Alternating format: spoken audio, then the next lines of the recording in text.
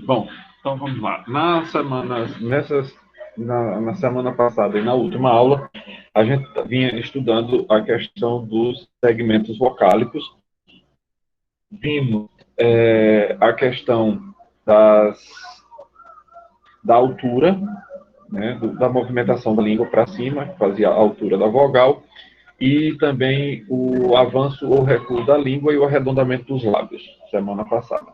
Nesta semana, segunda-feira, a gente tratou, e também vimos a questão das vogais cardeais primárias e secundárias, no entanto, aquelas que mais nos interessam na prática são as chamadas primárias, porque são essas aqui são produzidas aqui, salvo uma ou outra das secundárias ou das terciárias, talvez, se a gente for pensar que aquele o final não tônico de papo, por exemplo, que é desvozeado, que seria desvozeado, que vai ocasionalmente aparecer, então a gente teria esse tipo aí que a gente pode encaixá-la como talvez um tipo terciário, mas que não consta ali do material, está como sendo secundária.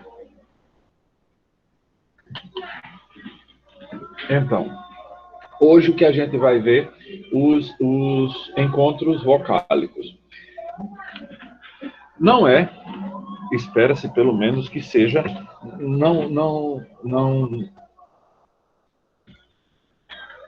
é nenhuma novidade o que sejam os encontros vocálicos. A gente já viu demasiadamente essa temática dos encontros vocálicos, mas como é, de momento, como eles nos interessam, porque eles nos vão interessar, a gente vai tentar entender como é que a gente pode chamar de encontros vocálicos a essas coisas que a gente chama de encontros vocálicos. Então, como vocês já sabem, por encontros vocálicos, a gente tem como sendo a ocorrência de dois ou três segmentos vocálicos. Há dois segmentos vocálicos, a gente está falando de segmentos vocálicos, portanto, não estamos falando de vogais ou de semivogais, porque dentro do nome segmento vocálico a gente engloba tanto uma quanto outra. Então vamos lá. Quando a gente tem dois segmentos vocálicos, a gente tem, portanto, um ditongo. E quando temos três segmentos vocálicos, a gente tem o que se chama de tritongo.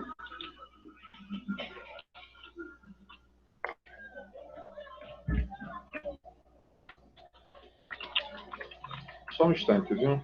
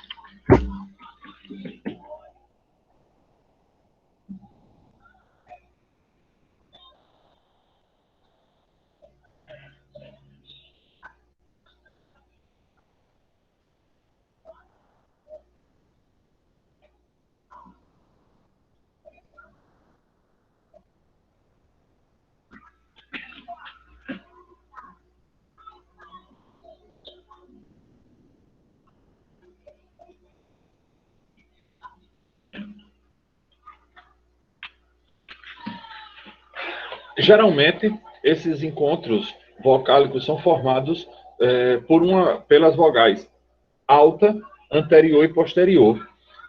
Quando essas vogais estão em posição periférica, quer dizer, quando elas funcionam como semivogais. Por que a gente falou de em posição periférica? Porque você tem o centro da sílaba, o que a gente pode definir a alma da própria sílaba, o espírito da sílaba é a vogal propriamente dita. E aí a gente vai distinguir, uma vez que os segmentos vocálicos a gente engloba tanto as semivogais quanto as vogais, só existe sílaba, Isso a gente já tratou da outra vez. Só existe sílaba se houver vogal. Não temos em português, pelo menos no português do Brasil. Em português de Portugal, eles ouvem, nós não ouvimos. Então, o que às vezes eles escutam como duas sílabas, nós ouvimos como se fosse uma só. Dá um exemplo. Uma palavra que tem 3 sílabas, a gente ouve como 2, como foi o caso que eu dei o exemplo na aula passada do tal do psoa. Psoa. Para a gente só vai ter 2 sílabas, enquanto para eles vai haver 3 sílabas ali. E isso altera tudo, absolutamente. Então, você tem que ter essas 2 vogais altas, uma anterior, o I, lembrando, pensando naquele trapézio, a anterior, a I, e a posterior, arredondada U, né, a distendida e a arredondada. Então, quando essas 2 vogais, ou os alofones dela, e aí a gente entra já nessa questão, quando essas 2 vogais, os seus alofones, estiverem em posição periférica, quer dizer, quando eles estiverem funcionando como uma consoante, porque uma consoante é aquela que ocupa a posição periférica da sílaba, ela não é o centro da sílaba, uma sílaba não se constitui com uma consoante. Então, quando ela estiver nessa posição periférica, você tem uma vogal e os seus alofones, e a gente vê quais sejam já já, você vai ter, portanto, um encontro vocálico, porque as 2 são pronunciadas como se fossem uma só, num único sopro, numa única emissão de voz.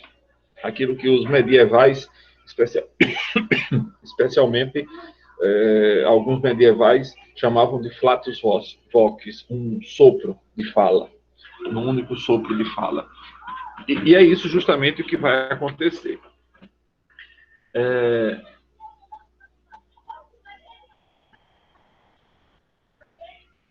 Então, as ocorrências que a gente tem em português do Brasil, vamos nos deter ao português do Brasil, a gente tem a ocorrência de 2 tipos de ditongos.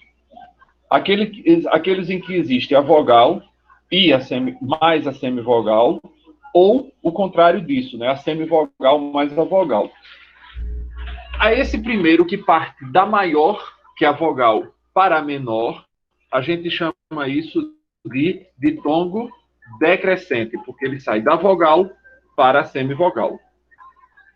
O outro tipo, que sai da semivogal para a vogal, a gente chama isso em português de ditongo crescente. Então, a gente tem esses 2 tipos de ditongos.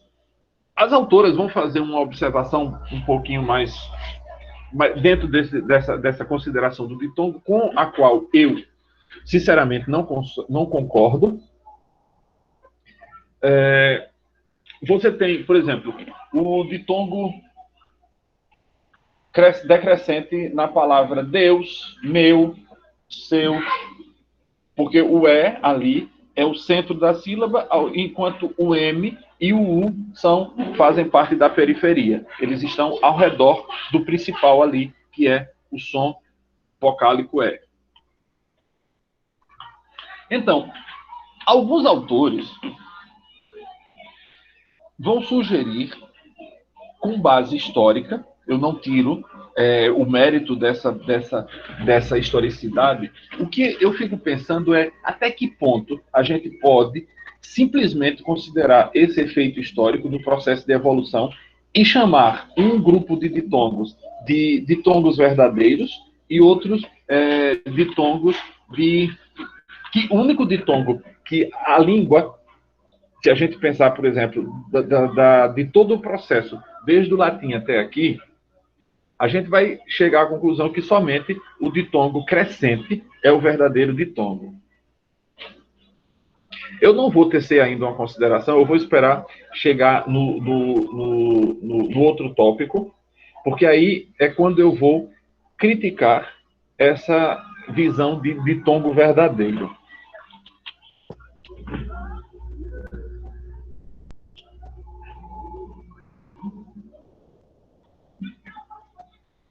o ditongo decrescente, foi isso que eu disse, que o ditongo decrescente era o verdadeiro, não é isso? Do meu. Quando você tem um ditongo crescente, e aí é onde começa a problemática. Porque, por exemplo, o latim não conhecia os ditongos crescentes. Nem o latim clássico, nem o latim vulgar. Por que isso acontecia? Porque simplesmente, vamos pensar que, deixa eu ver aqui o nome de vocês aqui. Eu escolher aqui alguém, pronto, não, Maria não serve. Ferreira, do sobrenome ali de Cleonice. Podia ser o... Não, Ferreira não serve, Ferreira é crescente. É decrescente, vai da vogal para a semivogal. Deixa eu ver aqui.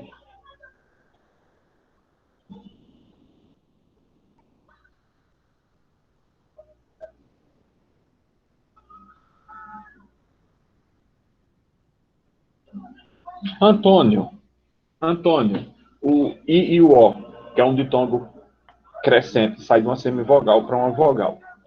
Porque o latim clássico e o latim vulgar não consideravam isso um ditongo.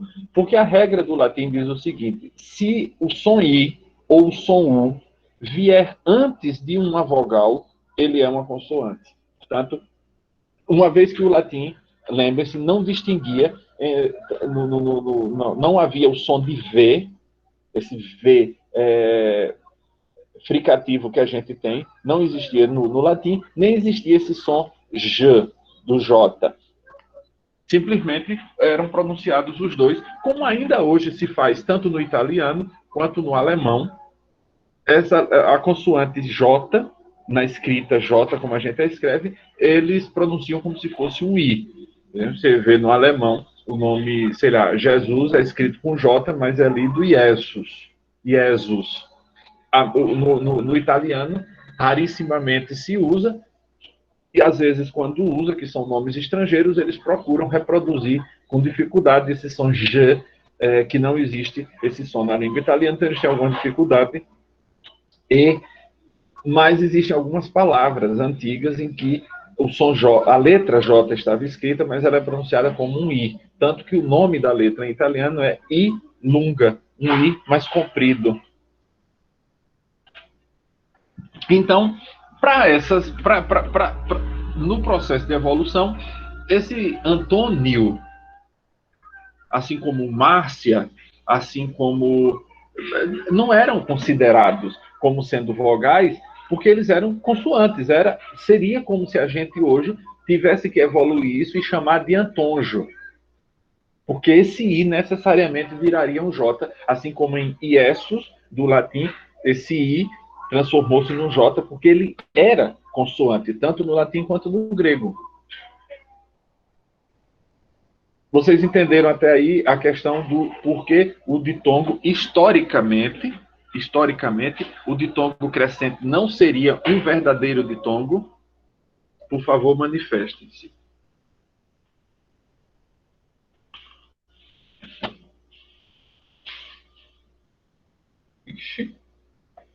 Ou ninguém entendeu nada, ou tudo está bem claro. Então, vamos adiante. Deu para entender sim, professor. Pronto. O que é que acontece com esse ditongo? A problemática que existe no português do Brasil, principalmente, é que a gente pode, às vezes, pensar na possibilidade de separá-lo. Então, o nome como Antônio. Você poder separá-lo como sendo um trissílabo, Antônio, ou, em algumas situações, você vai encontrar a separação Antônio. E aí já não seria mais um ditongo, seria um hiato. Os dicionários, esses dicionários, é porque eu não tenho nenhum aqui, os meus dicionários são antigos, eu não sei, deixa eu olhar ali se o meu tem a separação de sílabas.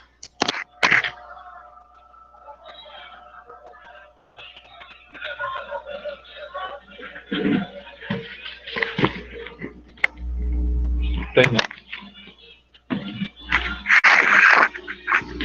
Esse dicionário Aurélio, que é distribuído nas escolas, vem com um pontinho separando as sílabas, mostrando qual é a separação de sílabas. Então, nessas palavras que tem um ditongo crescente, em vez de um ponto, eles colocam 2 pontos. No início do dicionário, na explicação, eles dizem que não existe um consenso entre os estudiosos, e alguns consideram aquilo como ditongo, outros consideram aquilo como um hiato. Por conta disso, o dicionário, uma vez que não há consenso, optou, os dicionaristas, já não foi o Aurélio, já é a equipe que cuida hoje, porque o Aurélio já morreu, e, por exemplo, o Aurélio século XXI, que foi feito, não sei se foi uma demanda do MEC, eu não sei o que aconteceu, mas ele foi feito, e ele vem com a indicação da separação de sílabas. Esse meu Aurélio é de quando?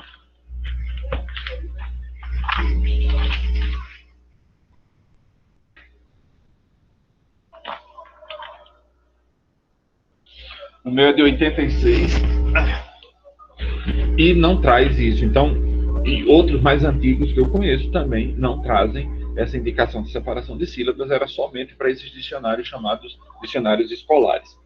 E aí, por conta disso, por conta dessa confusão, ele vem indicado com 2 pontos, porque quando a gente vê aquela palavra, sabe que ela pode ser considerada como hiato, tanto pode ser considerada como ditongo.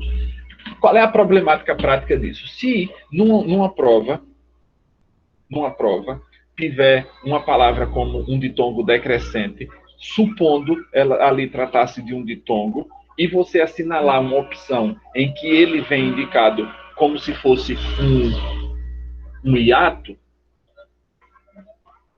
e você errar a questão porque o avaliador julgou-o como sendo um ditongo, você pode recorrer da questão e ganhar com base nessa falta de consenso. Por causa dessa falta de consenso.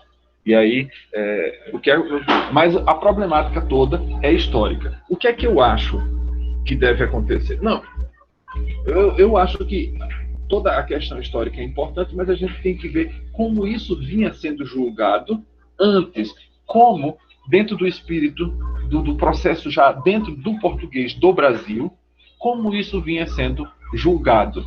Sei lá, pegar os clássicos e entender como aquilo era entendido, como esses ditongos eram compreendidos, se como verdadeiros ditongos ou se não. Porque se a língua os respeitasse e os tivesse como ditongos, não há por que essa falta de consenso. Quer dizer, que supostamente esses estudiosos, geralmente são linguistas, que fazem esse tipo de questionamento só para complicar a vida, e vão fazer esse questionamento para julgar, mas eu acho que a história da língua, não a história do processo de formação, mas a história já interna do processo da língua, tem que ser uma mestra muito maior do que simplesmente essas querelas entre os estudiosos. Porque a língua tem que falar por si. O problema, e outro problema grave que acontece hoje, e não é só na área das humanidades, é que a ciência não se faz mais pelas evidências dos fatos, mas pelo consenso dos estudiosos. Então, se hoje os físicos se reunissem e decidissem por maioria simples que o ponto de ebulição da água numa pressão atmosférica normal fosse 80 graus Celsius, todos os livros iam ter que mudar, porque o consenso científico é que isso acontece daquele jeito, quando, na verdade, o ponto de ebulição da água, por mais que os cientistas queiram fazer consenso, não vai mudar de 100 graus no ATM, porque a ciência não se faz por consenso. E as ciências da linguagem também deveriam, antes de fazer essas discussões, pensar que consenso não quer dizer certeza, quer só dizer que um grupo majoritário que sustenta uma coisa que pode estar certa ou estar errada, venceu aquela disputa. Eu não concordo absolutamente com isso. Professor. Diga aí, quem está falando? É Pedro. Isso seria devido ao conflito de cosmovisão ou não? Não, é falta de noção mesmo do que seja ciência. A ciência, especialmente as ciências do mundo físico, Você não pode, vamos imaginar a situação mais absurda do que essa do exemplo de física que eu dei. Porque a física vai depender de uma série de fatores. A água, por exemplo, o ponto de ebulição da água é 100 graus Celsius. Mas isso só acontece assim se a gente tiver numa pressão atmosférica normal. Se você vai para o topo do Everest, vamos supor que lá não tivesse aquele monte de vento que tem, e você conseguisse acender um fogo ali e botasse uma panelinha para ferver água, a temperatura de ebulição seria muito menor do que aquela. Se você vai, por exemplo, aqui não, que a gente não tem, mas em São Paulo, há um vídeo interessante do Manual do Mundo, tentando provar isso. Claro, a diferença foi mínima, mas ele desceu a serra, ele foi para a beira da praia para fazer a medida disso e depois subiu a serra. E encontrou uma diferença, se eu não me engano, foi 4 ou 6 graus Celsius de diferença. Então, na beira da praia, a água ferveu bem pertinho dos 100 graus, 99 graus Celsius, enquanto em cima, na serra, ferveu a 96 ou foi 94. Então, quer dizer, veja, uma coisa pequena já houve. Então, não é o consenso. Você tem um fato, e o fato é quem vai gerar a ciência, não o contrário. Como disse, eu acho que foi Einstein uma vez que disse, se a teoria não se adequa aos fatos, então mudemos os fatos. Espera aí, não é assim que funciona. Se a teoria não se adequa ao fato, vamos mudar a teoria, não o fato. Porque o fato está ali, é posto. É aquilo que Hegel chamava de o Dasein, é o que está ali. É o que está ali. Você tem que estudá-lo e não tentar impor a sua visão de mundo. A mesma coisa, às vezes, acontece com a língua. Porque esses caras acreditam que isso seja um ditongo, aí fica essa querela que não chega a nenhum lugar, porque não há consenso ainda sobre isso, tanto que no dicionário ficou marcado que tanto pode ser hiato quanto pode ser ditongo. Mas não dá para você fazer isso. Daqui uns dias os matemáticos, eu não acredito que eles vão fazer isso, mas imagine que os matemáticos digam, agora vamos fazer o seguinte, a soma dos ângulos internos de um triângulo não dá mais 180 graus. Agora a soma dos ângulos internos de um triângulo dá 270 graus. Só que quando você pega o transferidor e vai lá fazer as medidas, você vai encontrar que necessariamente dá 180 graus, por mais que o consenso dos cientistas, o consenso é simplesmente a maioria, por mais que o consenso tenha dito que era diferentemente. Isso é assim que a ciência funciona, não de outro jeito. Podem me chamar de tradicionalista, mas não dá para você mudar o fato. Você tem que mudar a teoria que explica o fato, não o contrário. Aí eu vou explicar já isso. Isso se torna um pouco mais difícil na área das humanidades, né, professor? As áreas da humanidade é um pandemônio. Porque, uma vez que na área da humanidades não existe uma noção de certo, uma noção do que é certo, do que é verdade, porque a verdade é aquilo que os medievais, com Aristóteles, definiam a verdade como sendo a adequação da mente à coisa, a mente que se adequa à coisa, que é basicamente isso da ciência, a teoria que se adequa ao fato, não o contrário. Então, quando a verdade, que é uma verdade de... Como é que chamam? Os medievais tinham um nome para isso, era... Eu não me lembro agora o nome. Mas a verdade é quando o seu conceito mental se adequa ao que é real, à coisa. Adequácio, como dizia Tomás de Aquino na Suma, veritas est adequatio mentis ad rem. A verdade é a adequação da mente, da inteligência à coisa. É como se a nossa inteligência, parece que ele dá até um exemplo interessante, como se a nossa inteligência fosse a cera aquela que bota no carimbo. É como se a nossa inteligência fosse a cera e a coisa fosse o sinete. Então, quando o sinete vem e imprime sobre a cera, a imagem que fica na cera é a imagem que estava no sinete, no carimbo. E nunca vai ser outra. Basicamente, verdade como correspondência. É isso, o nome que os medievais davam. Aí depois, especialmente com a idade moderna, Descartes para diante, a verdade passa a ser uma percepção meramente subjetiva. Então, você é verdade aquilo que você acha que é verdade. E aí, as certezas das ciências, especialmente das humanidades, vão todas cair por terra, porque um vai dizer que a verdade é uma coisa, outro vai dizer que a verdade é de outro modo, o outro vai dizer que é assim, assado, e fica aquele inferno, e ninguém sabe o que é verdade. Aí o que é que eles chegam à conclusão sábia do consenso? Não existe verdade. Em vez de resolverem a questão, botam a pá de cal e matam-na, sem resolvê-la. Então, lá no livro, apresento alguns exemplos. São apresentados alguns exemplos. Deixe-me compartilhar a tela com vocês. Daqui a pouco eu volto sobre a questão do ditongo decrescente. Eu não esqueci dele, não. É porque eu preciso que a gente chegue num ponto específico para eu jogar a pá de cal nessa teoria.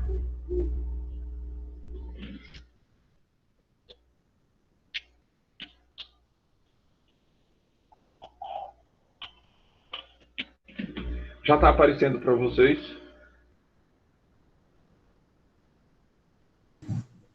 Já sim. Tá. Então, vamos aqui. Aqui, olha, você tem os ditongos decrescentes, orais e nasais, veja que eles são em quantidade bem maior, e os ditongos crescentes, orais e nasais. Então você tem o gaita, aqui estão representados de fato como ditongos. Daqui a pouco a gente vai falar um pouquinho mais sobre eles. Eu só queria que vocês vissem, agora preste atenção, pelo menos as autoras tiveram um cuidado, especialmente aqui, embora, vejam, é aquilo que eu venho dizendo para vocês, a gente tem que prestar atenção ao falante. Eu estou pensando na transcrição fonética. Eu disse para vocês numa das aulas que a transcrição fonética é extremamente difícil, porque a gente tem que sair da gente, sair dos nossos conceitos e dos nossos preconceitos, para ouvir o outro e prestar atenção no outro, em como ele fala. Porque a transcrição fonética não é uma adequação ao que eu entendo que seja, mas ao que está se manifestando ali fora. Então, vejam, aqui está dizendo que papel é um ditongo. Eu concordo se você disser papel, mas se você disser papel pronunciando L como L, não é mais ditongo. Então, era preciso aqui ter um asterisco indicando isso vai ser quando a pronúncia seja tal, quando o L seja pronunciado. Isso não é ditongo. Isso ficou claro? Então, por exemplo, eu tenho o hábito de pronunciar esse L. Eu digo papel, eu digo último. Dificilmente vocês vão me ver ocasionalmente pronunciando esse L como se fosse uma semivogal. Mas é muito mais difícil que eu faça isso do que eu pronuncie como semivogal, do que o pronunciar como se fosse, de fato, uma consoante. E não só, mas no Sul, isso acontece com muito maior frequência do que acontece por aqui. O pessoal mais antigo, pelo menos no sertão, tinha o hábito de pronunciar esse L como se fosse um L. Então a gente tem que prestar atenção no outro. Se ele pronunciar esse L como se fosse um L, isso não é um ditongo. Entendido isso? Claro isso? Aqui,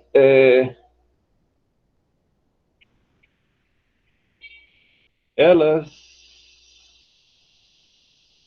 esqueceram de colocar, não está aqui, o ao também, como de jornal, deveria ter posto uma vírgula aqui, o jornal real, porque também isso, se for pronunciado assim, é um ditongo, certo? Aqui,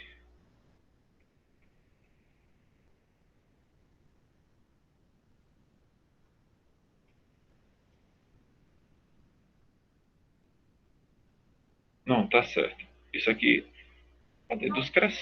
Dos decrescentes. Aqui o tem, de que a gente falou semana passada, aqui faltou outro exemplo aqui, que seria os verbos da terceira pessoa do plural, especialmente do presente, por exemplo, do pretérito perfeito, cantam, que é esse estilo aqui. Embora ali esteja escrito um M, mas lembre-se, uma semivogal é metade vogal e metade consoante. Então, cantam, dançam, está aqui. Assim como aqui o tem já está, né? Um M. Então, já está tudo certinho aqui. Aqui ficou tudo tranquilo, né? Nessa representação aí.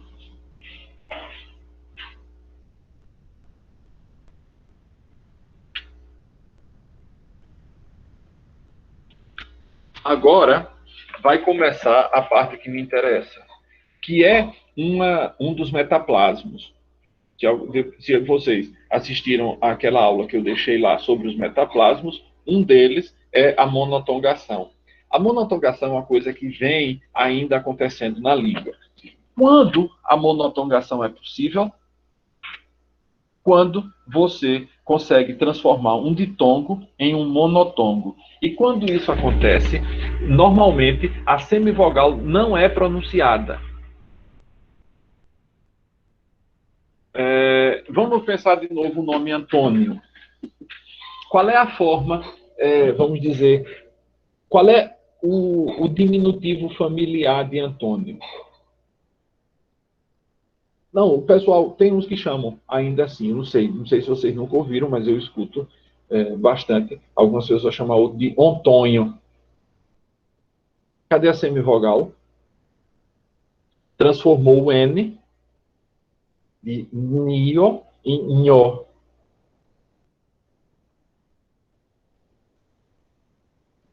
Antônio. E o diminutivo Tonho. Você tem secretária, de tongo crescente, que se a pessoa chamar secretária, você sabe o que é. Cadeira, vira cadeira, outro ditongo. Mas esse é decrescente, né? Ele sai da vogal, cadeira, cadeira para cadeira, feira, freira, fereira, ferreira. Veja que a semivogal vai sempre desaparecer, nem sempre. Quando eu dou aula, que eu tenho que tratar para os alunos perceberem o que é a semivogal, a dica que eu digo para eles é: tentem tirar a semivogal. Se ela desaparecer, se ela não interferir na compreensão, então você está diante de uma semivogal. Então, quando eu digo secretária, cadeira, esse I que estava ali é uma semivogal. E aí você sabe, porque qual é a grande dificuldade dos nossos alunos? É perceber quem é a mais fraca e quem é a mais forte, para saber se o ditongo é crescente ou decrescente. E aí, vai ser sempre, isso vai servir sempre? Não serve. Não há uma regra que seja 100%, mas essa ajuda bastante. A monotongação, que é um dos processos de formação das palavras no processo histórico do português e que ainda hoje vem acontecendo. Por exemplo, quantas vezes a gente ouve a palavra, sei lá, ouro, com esse U sendo pronunciado, ou touro? A gente ouve ouro, touro, ancoradouro, cenoura.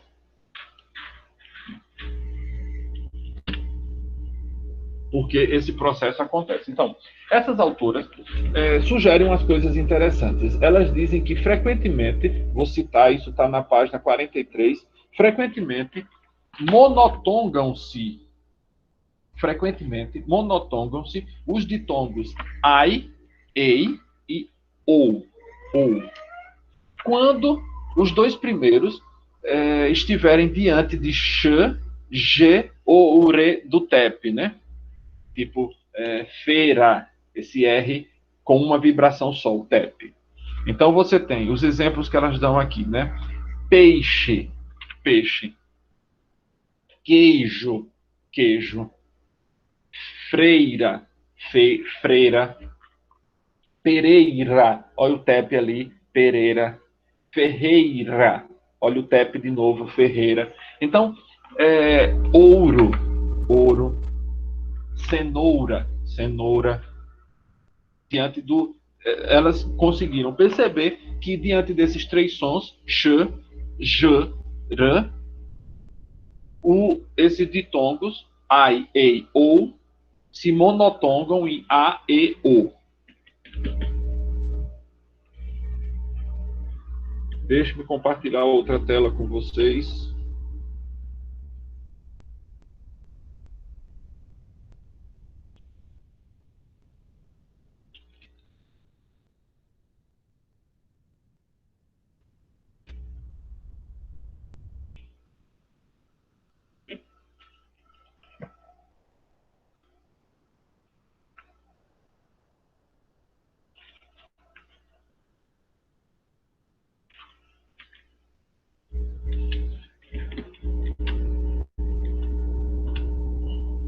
Então, aqui vejam, aparece, né, o baixa, baixa, encaixe, encaixe.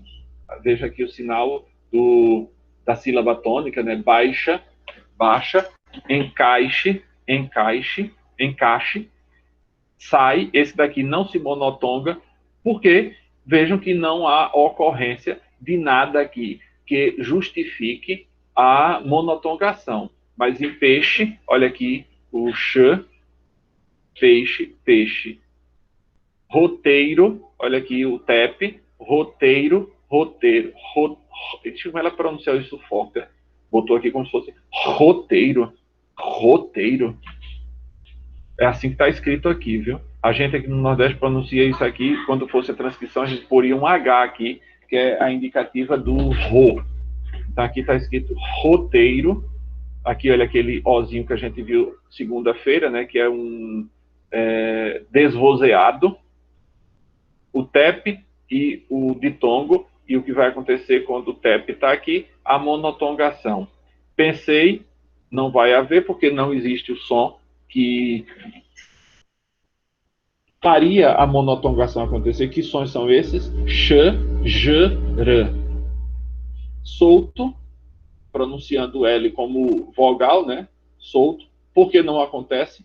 Porque o som seguinte não ajuda. Não é dos sons que permitam a monotongação acontecer. Gol, manteiga.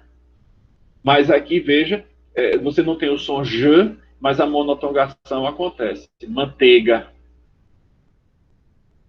Leiga, apesar de ser muito semelhante a esse outro aqui, leiga, manteiga, a leiga não admite a monotongação. Vou, agora aqui não tem nada e a monotongação acontece. Vou, ouviu e ouviu. Veja aqui, que aqui trata-se de uma semivogal. Ouviu, é um som só. Decrescente. Ouro, ouro, traição. Aqui também não acontece porque não há o som que possibilite. Queijo, queijo. Aqui o som J. Freira, feira, freira. Depois, ou no recifense. E aí você vai ter depois. E meiga também não vai se monotongar. Agora, meus caros, reparem. Eu queria... Eu disse que depois disso, depois da monotongação, a gente poderia começar a discutir a questão do ditongo. Ora, vejam, se o ditongo crescente não é um ditongo verdadeiro, se as vogais que estão ali são todas importantes, são hiatos, como sustentam alguns, porque historicamente... na verdade, historicamente, nem hiato eram simplesmente consoantes, não eram considerados ditongo, porque, como eu disse, aquele I de Antônio, de Ferreira, não vamos entrar aqui no mérito, porque ele é decrescente, não há nenhuma querela com os decrescentes. A querela, a problemática existe com os crescentes, que não são considerados ditongos. Isso eu ouço desde o tempo da UFAL, desde o tempo que eu estudava. Mas, se eles não são ditongos, vão ser o quê? Hiatos? Se eles são hiatos, por que essa vogal desaparece na pronúncia popular? Se esses mesmos fautores dessa teoria são aqueles mesmos que sustentam que a língua falada é a única língua verdadeira. Então, se os verdadeiros falantes, aquilo que, sei lá, Machado de Assis chamava o do Brasil real, do Brasil real, do Brasil de verdade, e o Brasil oficial, você tem o Brasil real, que são os verdadeiros usuários da língua, monotongam isso, não consideram aquilo nem como sendo vogal. Como a gente vai considerar essa coisa como sendo um hiato, se essa vogal desse hiato desaparece, some? E no processo histórico isso foi chamado de monotongação, é porque havia uma ditongação em algum momento do processo de evolução, quando a língua deixou de perceber esse I como sendo uma consoante e começou a pensá-lo como se fosse uma vogal ou uma semivogal.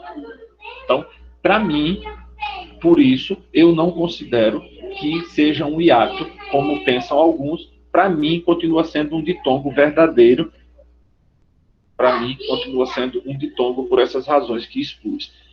As razões que eles dão não têm nenhum peso, simplesmente porque eles querem. É aquela coisa de se a verdade, se a teoria não se encaixa nos fatos, então mude os fatos para que a teoria prevaleça. É basicamente essa a forma de ver o mundo, de ver esses ditongos que tem esse pessoal. Ah, mas ele não se encaixa, a teoria não serve aí. Ah, então vamos mudar o fato e pronto. E aí, explicação que dão? Não tem. Por melhor que seja. Então, a gente termina a monotongação e vamos para os tritongos. O que acontece com os tritongos é que a gente tem 3 segmentos vocálicos. Agora, preste atenção nisso. Você pode ter 3 segmentos vocálicos, mas você só pode ter um central. Você só pode ter um central. O que acontece, então, é que os outros 2 passam a ser periféricos. Vão passar a ser periféricos, fazendo, portanto, com que eles passem a ser semivogais, porque eles não têm como ser. Então, qual é a estrutura, portanto, de um tritongo? Você vai ter uma semivogal, uma vogal no pico, é como se o que acontecesse quando a gente pronuncia um tritongo, é isso aqui, você sobe o pico e desce. Paraguai, aguão. E aí você tem o tritongo. Cuidado que o verbo aguar, que a gente ouve pronunciado como aguar, a pronúncia ele é antes, é no A, no primeiro A. Aguam, eu aguo, tu águas, ele água. Por isso, eles aguam, ali é um tritongo e não um hiato com um ditongo, como na pronúncia normal vai acontecer. Aguão. Você tem o ditongo separando aí. Então, o tritongo é basicamente isso. E, por fim, a gente chega nos hiatos. Uma coisa interessante sobre antes de a gente ir para os hiatos, deixa eu ver aqui, na página 44, acho, final da 44, não, início da 45, eu marquei aqui para ler para vocês o seguinte. Ela está citando aqui Cristóforo Silva e Cavalieri, que não são nenhuma delas, dizendo aqui assim, ali. Assim, em palavras como Uruguai, transcrita como... A transcrição é que é uma coisa interessante. Deixa eu botar aqui no texto para vocês visualizarem essa transcrição, porque essa transcrição é verdadeiramente interessante. E aí, algumas coisas ficam bastante claras na questão do tritongo.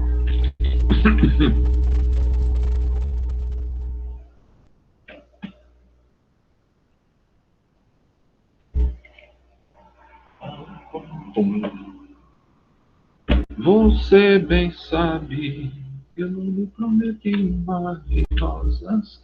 Então, aqui, olha.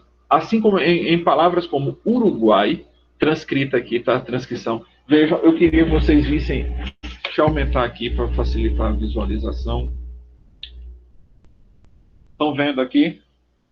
Botou a semivogal elevada. Por que fez isso? Porque é como se esse som, que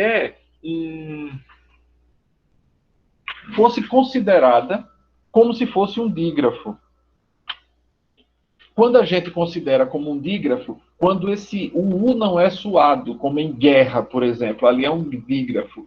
Nesse caso aqui, o que as autoras, aderindo à teoria de Cavalieri e de Cristóforo Silva, admitem é que essa semivogal aqui não seria propriamente uma semivogal, mas faria parte desse grupo aqui, o que elas chamavam de dígrafo. Mas o que esses Cavalieri, junto com esse Cristóforo, vão chamar isso de dígrafo.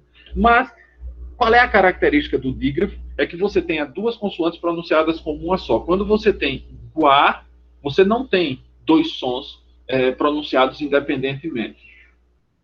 Então, por exemplo, você não diz que é um dígrafo a palavra o trabalho. Você não diz que é um dígrafo, mas você diz que no lho, trabalha, é um dígrafo, esse LH. Então, isso daqui não pode ser considerado um dígrafo, por mais interessante que seja a teoria. E depois disso, eu fiquei pensando se havia algum tritongo em que o G não aparecesse. E confesso a vocês que não me lembrei de nenhum, a não ser aquela expressão mineira, né, o famoso uai.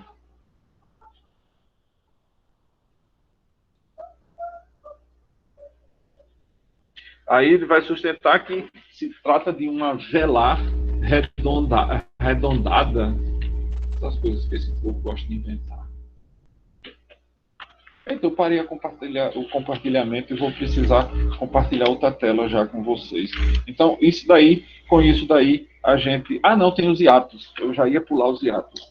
Vejam, há uma coisa que para mim, sempre soou estranha, que é considerar o hiato como um encontro vocálico. Para mim é estranho pensar que um hiato seja um encontro vocálico se são dois sons vocais, se são dois sons de vogal, e na verdade eles não se encontram, porque eles estão em sílabas separadas. Mas, então, que nome se daria isso? Um grupo maior? Não sei. Então, na falta, que é muitas vezes o que acontece com a NGB, que é a norma gramatical brasileira, é que não tem nome para algumas coisas, é como aquelas famosas expletivos. Os expletivos. O que são expletivos?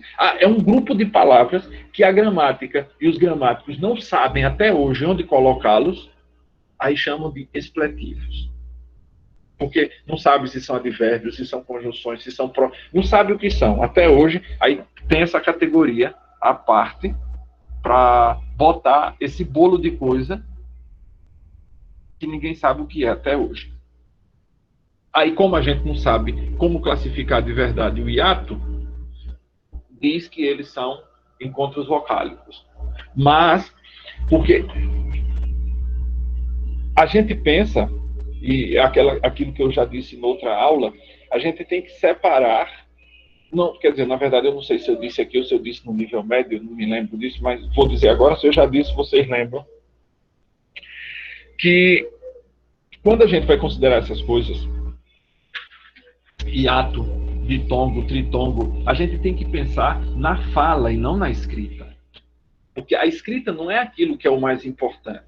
O mais importante é a fala. E é a partir delas que a gente faz essas considerações todas. Quando eu falei daquele ditongo que ela colocou ali, o de papel, eu disse, olha, a gente não pode universalizar isso, tem que prestar atenção no falante. Se ele pronuncia papel, você tem que escrever um L ali. E não uma semivogal, porque você está habituado a pronunciá-lo como se fosse uma semivogal. Então, a fala é o elemento, é o que faz a língua. A escrita é apenas uma convenção, para tornar esse som visual. É só isso.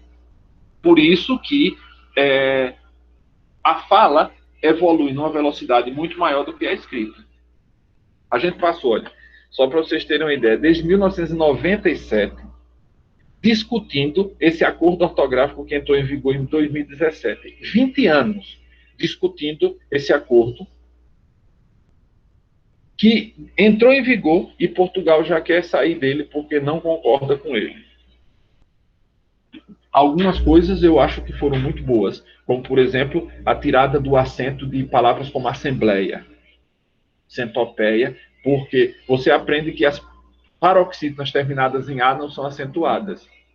As paroxítonas terminadas em O não são acentuadas porque são acentuadas as oxítonas terminadas em A e em O. Aí você tem heróico com acento.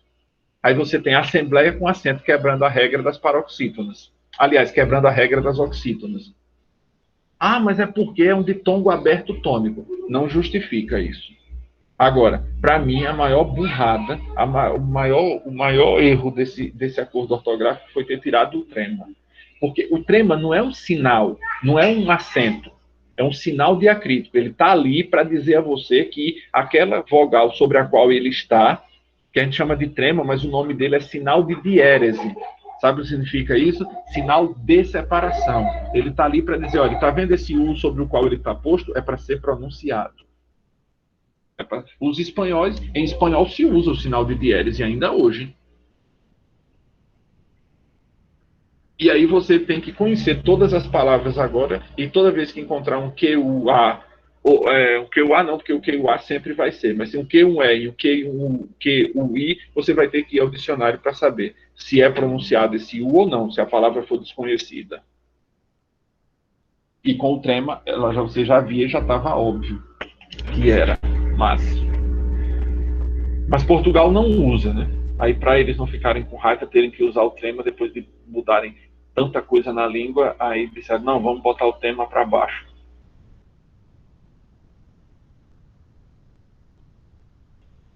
Sim, então o hiato,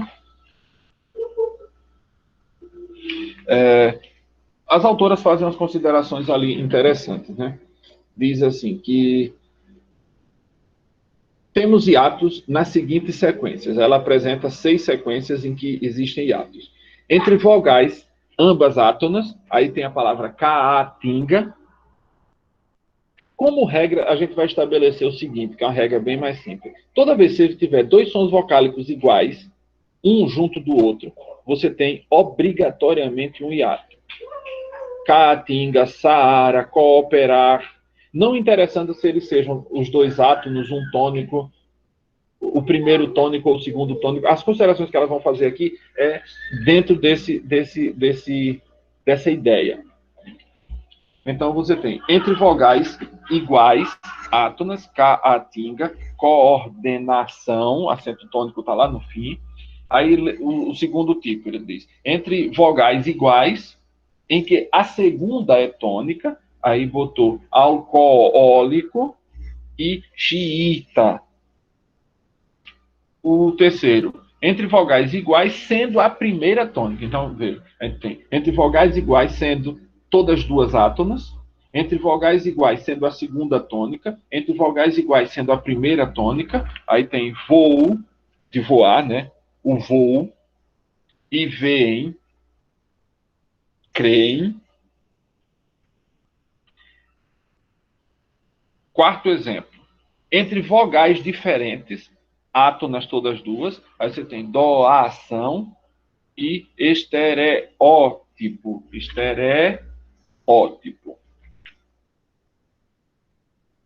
Estereotipado.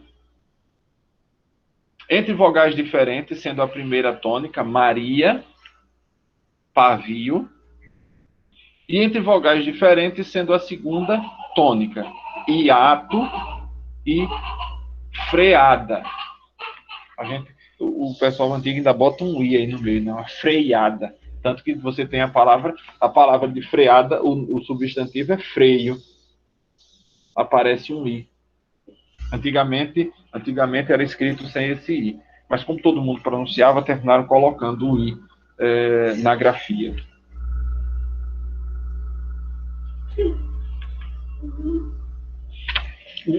Aqui ela chama a atenção para outra figura de linguagem.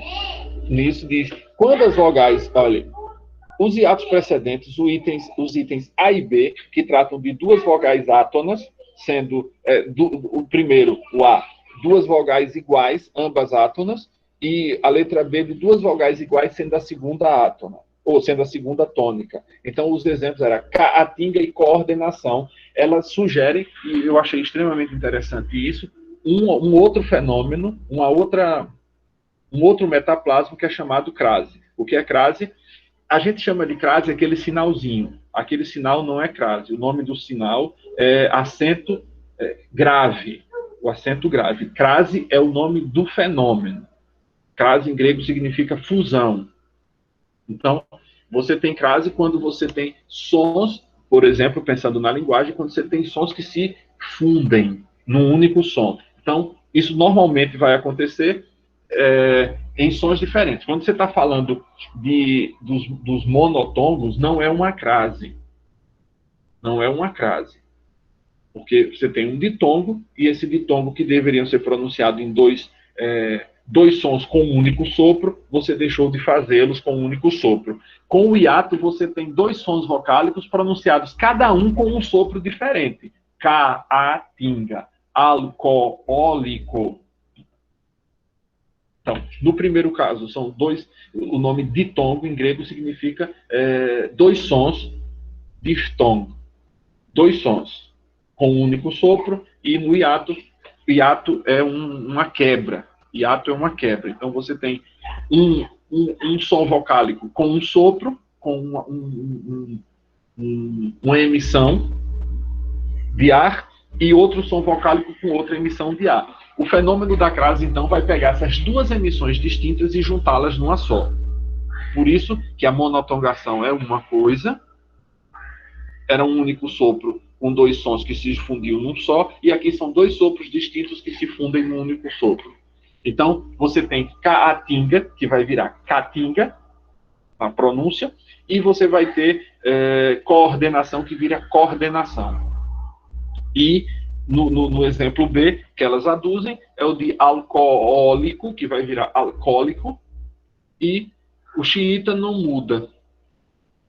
O xiita não vai virar chita, porque chita já é o tipo de tecido. Então, a distinção não vai acontecer ali no xiita. Nos demais, não existe. O que pode existir no freada é que você tem uma ditongação no E, freiada. Você tem o freiada. Tem uma ditongação, que é diferente. Veja, você tem um som e você pode transformá-lo em dois, que é uma ditongação, que é o que acontece normalmente aqui, e você ter a crase, dois sopros que se juntam num só. Claro até aí? Tudo tranquilo, né? Suponho. Pronto, aí eu quero mostrar só duas tabelas para vocês e a gente conclui a aula de hoje.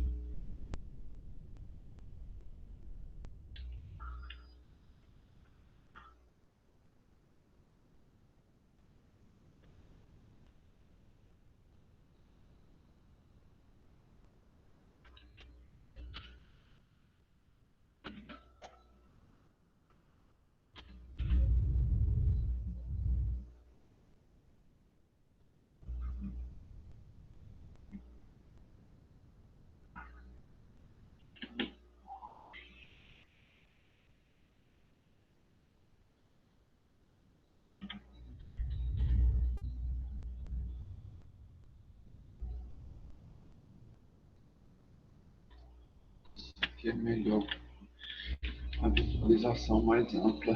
Vou ter que diminuir aqui um pouco. Pronto, acho que vai dar para vocês verem. Aí a gente vê essa tabela e a seguinte, e a gente encerra a aula com isso daqui. Certo?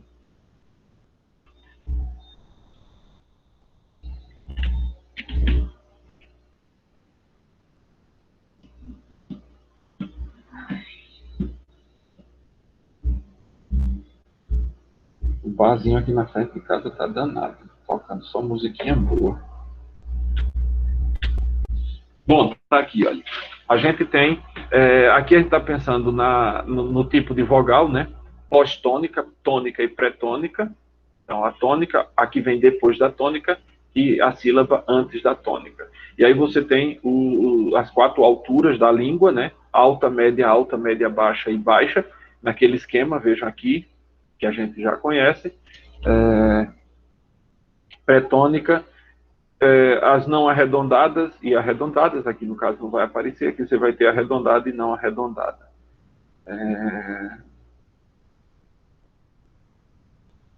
E a central está aqui.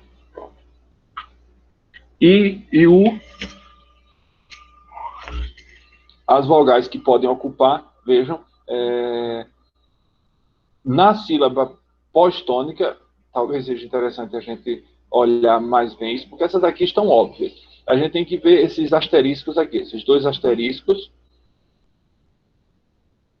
que chamam a atenção para alguma coisa. Mas olhem, preste atenção, na pós-tônica é que aparece esse A de cabeça para baixo, indicando que ele está na sílaba final, normalmente, caso a gente não está pensando aqui numa pró-paroxítona, porque não teria uma pós-tônica que não foi posta, e aqui tem esse U desvozeado, que não está dito aqui, mas elas disseram noutra parte lá do livro, que isso daqui significaria uma desvozeada, a gente viu isso na aula passada.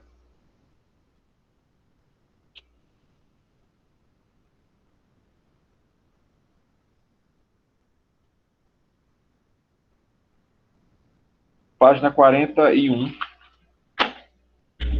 Então aqui, porque aqui é a sílaba final, vamos dizer, na ideia delas, essa aqui representaria a sílaba final, por isso esse A, que logo antes elas sugeriram que esse A deveria ser a transcrição do A final átono, e esse daqui do O final, com som U, na verdade, né, do U final átono. Aí vamos ver primeiro esses asteriscos do E, O, da pré-tônica, e o EO. Veja que você não tem A aberta posterior. Por que isso não vai acontecer? Porque normalmente a gente substitui na pronúncia esse E aberto pelo I. E o O aberto a gente substitui por um U na sílaba final. Aí, o que é que está dito aqui? Esses segmentos com um asterisco, esse E, O, na sílaba pré-tônica, só vão aparecer em palavras derivadas, como cafezinho. Antigamente, isso aqui era chamada de sílaba subtônica. Usava um acento grave para indicar a subtônica. Cafezinho, bolinha, porque a palavra bola é com esse O aberto e café com ele aberto. Então, como a sílaba tônica na palavra era essa, quando você fazia a palavra composta, a regra de 1942 mandava, a regra de ortografia, mandava assinalar a sílaba subtônica com um acento grave. Então, você tinha cafezinho.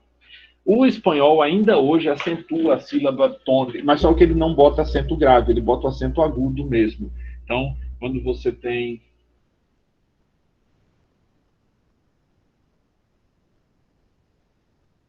não me vem aqui. Geralmente nos advérbios, você tem uma palavra paroxítona e você coloca o advérbio mente, o acento continua escrito nessa palavra que teria 5 sílabas, o acento está lá na quinta-última sílaba. Mas significa que você vai dizer a sílaba tá? Não. Você vai dizer forte, menos forte a primeira e forte no advérbio mente a penúltima. Que é o que acontece aqui. Você tem o cafezinho, bolinha, somente, embora a sílaba tônica esteja aqui. Então, isso aqui era só nas sílabas subtônicas, na verdade, né? E esses 2 últimos, o E e o O, na sílaba pós-tônica, esses segmentos aparecerão de forma minoritária em algumas regiões do Brasil, e aí você vai pensar, por exemplo, Paraná, que eles dizem leite, vão pronunciar esse enquanto a gente pronuncia esse, ou aquele outro que elas trazem lá naquela transcrição, naquela tabelinha que a gente viu na aula passada. Não foi na aula passada, não. Foi na última aula da outra semana, aquele que parece um J ao contrário de chove. Mas aí eles dizem chove. O canto das aves. Esse aqui é próprio só de alguma região. E a outra tabelinha é essa daqui. O I, vogal anterior não arredondada, picado, digo. Então aqui, o I, vogal alta anterior não arredondada, ato na final de palavra, tapete. Veja a distinção. Esse I é o I normal com o pingo, esse I final que já apareceu em outras situações aqui. Aqui, peixe. A transcrição com esse I, sem o pingo.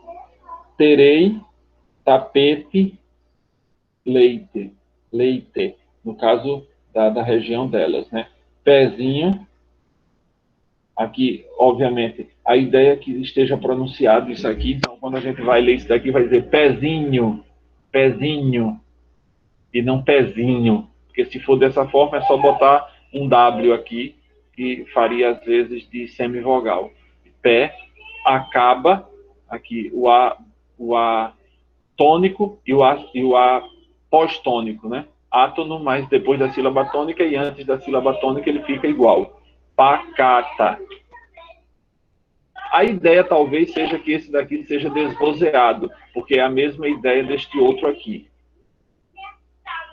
E aí, na próxima semana, a gente vai estar com os segmentos consonantais. E eu acho que os segmentos consonantais, a gente vai ter mais 2 semanas com eles. Novamente, conclamo a quem está faltando me entregar a transcrição fonética que, por favor, mande-a a meu e-mail. Eu vou até verificar quais são as que eu já tenho, já salvei. Aquelas podem me mandar para o WhatsApp também. Não tem problema não. Tanto pode ser para o WhatsApp quanto pode ser para o e-mail. Mas talvez seja até melhor pelo WhatsApp, que é mais fácil. Tá certo? Mas não deixem, por favor, de enviar isso o quanto antes. Não sei se é uma notícia boa